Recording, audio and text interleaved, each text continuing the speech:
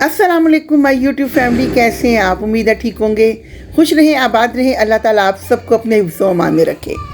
जी तो व्यूअर्स, आज हम आपके लिए लेके आए हैं बहुत स्पेशल डिश। आज हमने बनाई है साबुत मूंग की दाल और साथ खट्टी मूलियाँ और उबले हुए चावल। इस कदर मज़ेदार ये कम्बिनेशन है कि आप एक दफ़ा बनाएंगे तो बार बार बनाएंगे। तो उम्मीद है कि आपको ये रेसिपी बहुत ज़्यादा पसंद आएगी। अगर आपको हमारी रेसिपी अच्छी लगती है और अगर अभी तक आपने हमारे चैनल को सब्सक्राइब नहीं किया तो प्लीज़ चैनल को सब्सक्राइब करें, और वीडियो अगर आपको अच्छी लगती है तो ज़्यादा से ज़्यादा इसको दोस्तों रिश्तेदारों में शेयर करें।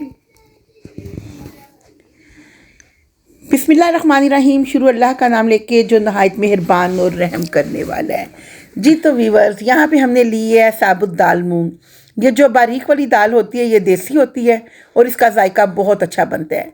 इसको साफ़ करने का तरीका इस तरह से है कि आप इसको ट्रे में डाल लें और हाथों से इस तरह आप इसको ऊपर करते जाएंगे ना, तो जो साफ़ दाने होंगे वो नीचे जाते जाएंगे और जो पत्थर कंकर या फिर वो कुछ भी है ना वो ऊपर रह जाएगा। तो उस तरह अगर आप साबुत मूंग दाल को चुनने बैठे ना तो बहुत ज़्यादा टाइम लग जाता है।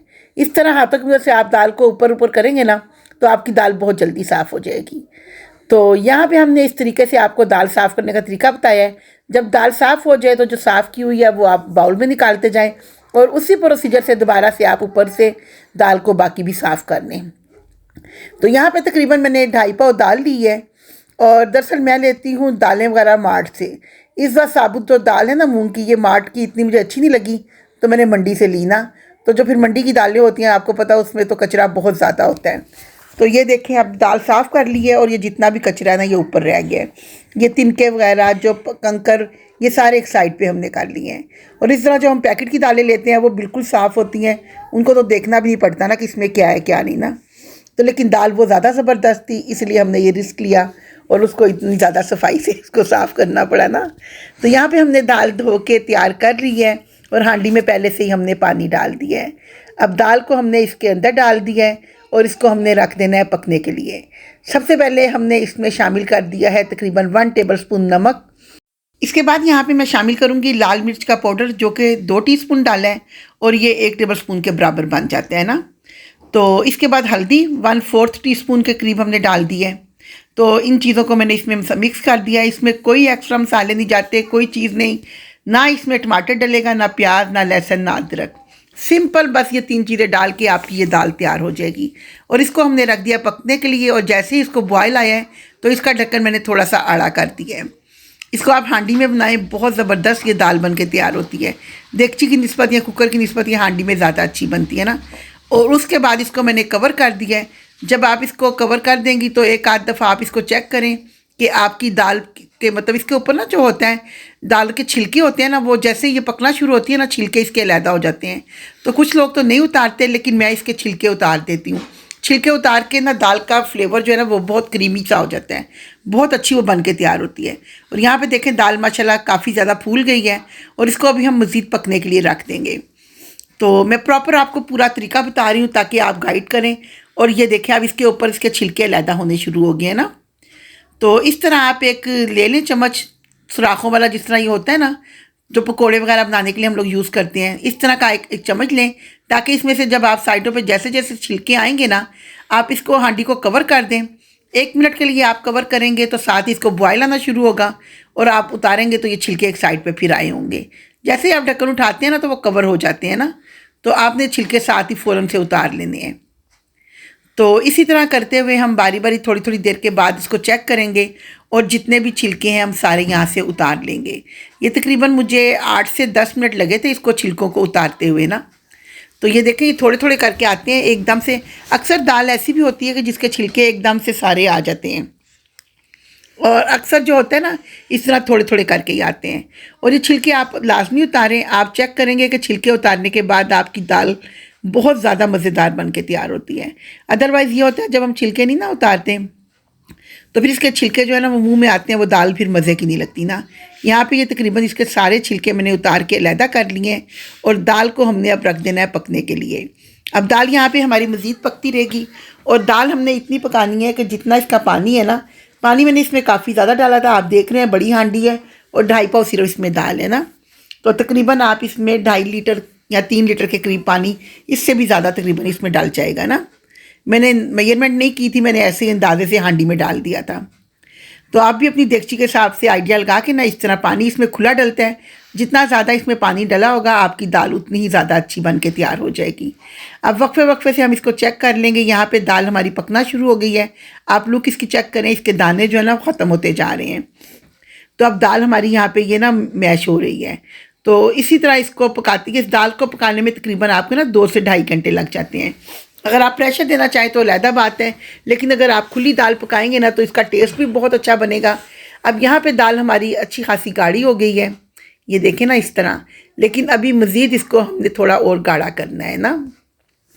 तो चूल्हा आपने यहाँ पे मीडियम रखना है, लो फ्लेम पे नहीं आपने रखना, और बहुत ज़्यादा हाई भी नहीं करना ना, फिर आपकी दाल कच्ची रहेगी। अगर लो हाई पे आप करेंगे ना तो ये होगा सिर्फ पानी खुशक हो जाएगा और दाल तो कच्ची रह जाएगी। और यहाँ पे जब हमारी दाल तैयार होने वाली है तो इसमें तकरीबन 1/3 कप मैंने ना दूध का शामिल कर दिया है। दूध डालने से एक तो दाल का कलर भी बहुत प्यारा हो जाता है और दूसरा इसमें बहुत क्रीमी जायका आ जाता है ना। तो इसको दूध डालने के बाद तकरीबन 1-2 बॉयल हम इसको देंगे और उसके बाद हम इसका तड़का तैयार कर लेंगे। तो यहाँ पे इसको दाल को मैंने कवर कर लिया है और 5 से 7 मिनट दाल को मैंने मज़ीद पका लिया है। अब तकरीबन 3/4 कप मैंने यहाँ पे लिया है घी का, और इसमें मैंने प्याज अदरक शामिल कर दिया है। तो इनको जैसे ये प्याज अदरक हमारी लाइट सी ब्राउन हो जाएगी तो उसके बाद बाकी चीज़ें मैं इसमें शामिल करूँगी। तो इसको हमने इस तरह अच्छी तरह से मतलब हिला लेना है ताकि अदरक प्याज हमारा ज़्यादा जल ना जाए। और 4 से 5 अदद मैंने यहाँ पे गोल मिर्चें शामिल कर दी हैं, ये ऑप्शनल हैं। अगर आप शामिल करना चाहें तो करें, वरना कोई ख़ास इसकी ज़रूरत नहीं है। लेकिन सिर्फ खूबसूरती के लिए मैंने की है कि कलर इससे ज़रा अच्छा लगेगा ना, कि तड़का अच्छा तैयार हो जाएगा। तो अब यहाँ पे इसका कलर डार्क होना शुरू हो गया, जिस तरह का हमें चाहिए था। तो थोड़ा थोड़ा प्याज अभी बीच में वाइट है, वो भी थोड़ा सा पक जाए तो फिर हम इसका तड़का लगा लेंगे। तो अब यहाँ पे प्याज हमारा बहुत अच्छा सा ब्राउन हो गया है, सेम यही कलर हमें चाहिए था ना। तो अब इसका हम तड़का लगाएंगे दाल को। तड़का लगाने के बाद हमने इसमें जब सारा ये घी डाल देना है ना, तो फिर मैं दाल इसमें मैंने थोड़ी सी डाली है, ये बड़ी प्यारी इसमें से आवाज़ आती है। और ये दाल हम दोबारा से उसमें हांडी में शामिल कर देंगे ना। तो यहाँ पे हमारी बहुत मज़ेदार साबुत मूंग की दाल तैयार हो गई है। मैंने बिल्कुल इसका आपको ये असल तरीका बताया जो इस दाल को पकाने का तरीका है। इसमें कोई टमाटर, कोई प्याज, कोई चीज़ें नहीं डलती। और यहाँ पे 5 से 6 अदद मैंने अंडे ले लिए हैं और इसमें थोड़ी सी लाल मिर्च, थोड़ा सा नमक डाल के मैंने अच्छी तरह से फेंट लिया है।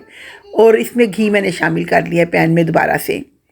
तो अब ये जो अंडे हैं ये हमने फ्राई कर लेने हैं इसमें, और फ्राई करने के बाद इसके छोटे हमने पीसीस कर लेने हैं। बहुत छोटे पीसीस नहीं करने, बस इतने इतने हो कि वो जो अच्छे लगते हैं ना, थोड़े मोटे मोटे पीसीस होते हैं।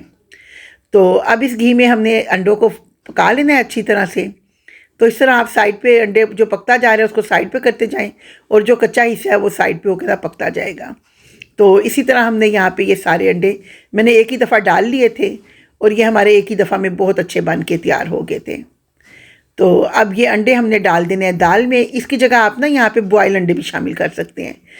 तो मेरे घर में ये वाले अंडे ज़्यादा खुशी से खाए जाते हैं और ये दाल में ज़रा अच्छे लगते हैं, हर बाइट में साथ आता है तो मज़ा आता है ना। तो अगर आप बॉयल करना चाहें, ये ना डालें, तो आप यहाँ पे बॉयल अंडे करके भी डाल सकते हैं, जो भी आपको अच्छा लगे, इसमें कोई मसला नहीं है। तो माशाल्लाह अल्हम्दुलिल्लाह आप यहाँ पे दाल की लुक चेक करें। अगर आप गरम मसाला शामिल करना चाहें तो इस स्टेज पे यहाँ पे 1 टीस्पून गरम मसाला डाल लें। मैंने नहीं डाला क्योंकि मुझे इसी तरह ये अच्छी लगती है। और इसके बाद यहाँ पे हरा धनिया डालना मैं भूल गई थी, वो आप लाजमी शामिल कर लें, बहुत अच्छा उसकी लुक आती है ना। और यहाँ पे हमने इसके साथ बनाए हैं उबले हुए चावल, और साथ में हमने इसके बनाई हैं खट्टी मूलियाँ। खट्टी मूलियाँ इसकी रेसिपी मैं आपको पहले दे चुकी हूँ, इसका लिंक मैं डिस्क्रिप्शन में दे दूँगी। आप ज़रूर ये मूलियाँ ट्राई करें, बहुत मज़े की ये मूलियाँ बन के तैयार होती हैं। और जब मूलियाँ और मूंग की दाल चावलों के साथ आप इकट्ठा बाइट लेते हैं तो वाह, मज़ा आ जाता है। बहुत मज़े की ये डिश लगती है, और यकीन करें गोश्त को छोड़ के आप ये खाना ज़्यादा पसंद करेंगे। तो उम्मीद है कि आपको ये रेसिपी हमारी बहुत पसंद आएगी और आप इसे ज़्यादा से ज़्यादा शेयर करेंगे। ये स्पेशली कश्मीर की रेसिपी है जो मैंने आपके साथ शेयर की है। तो अल्लाह ताला हर किसी का दस्तरखान रिज़्क़ हिलाल से भरा रखे और सेहत तंदुरुस्ती और ज़िंदगी के साथ अपनी हर नेमत खानी नसीब फरमाए। इसी के साथ अपना व्लॉग ख़त्म करते हैं। मिलते हैं फिर किसी नई वीडियो में, तो तब तक के लिए अल्लाह हाफिज़।